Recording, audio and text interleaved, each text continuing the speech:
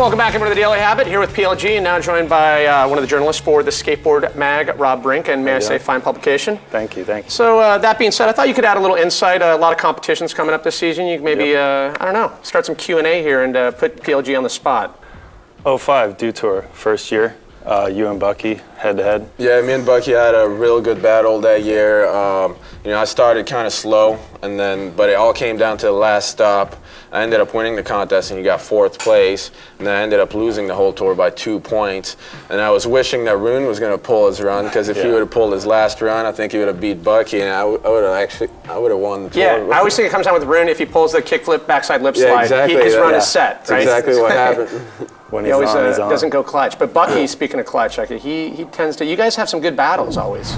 Yeah, you know, Bucky's been real on point. You know, he just killed it in the Pro Tech pool party a couple weeks ago. And then he's got a bunch of new tricks this year. There's also Sean White that's coming up. That's going to be doing real good, I'm pretty sure. So what's it going to take to beat Bucky then this year? He's ripping right now. Just got to be consistent. Just try to do good in every contest. Got to make sure I don't get any like 10th place or you know, just got to make sure I stay up there and stay consistent, because every stop counts. Yeah, and they switched it up too. They're back to 3 runs this year, right? On the yeah. Last year was really hard too, because there was only 2 runs, and you had to play it kind of safe. And if you were falling on the first run, it was really hard, you know, to only have one chance to pull like one of your top runs. So sometimes you had to play it too conservative, and I wasn't really into that. So who else should we be looking out for? Like, who's coming up in vert? There's definitely a bunch of new kids like Jean Postek, who's skating real good. There's Rob Lorfis, who's been there the past 2 years, I think, but he's been skating real well too. Alex Perelson, who's only 16 years old, but he's doing really good. Yeah, you mentioned Bucky winning the Pro Tech pool party. We were talking about this before we came on air, but the rise of skate parks. It seems like a lot of the vert guys are showing some serious versatility, like when it comes to concrete. Right? Yeah, for sure. I mean, you know, there's so many concrete parks getting built, and just like that park in China they just built.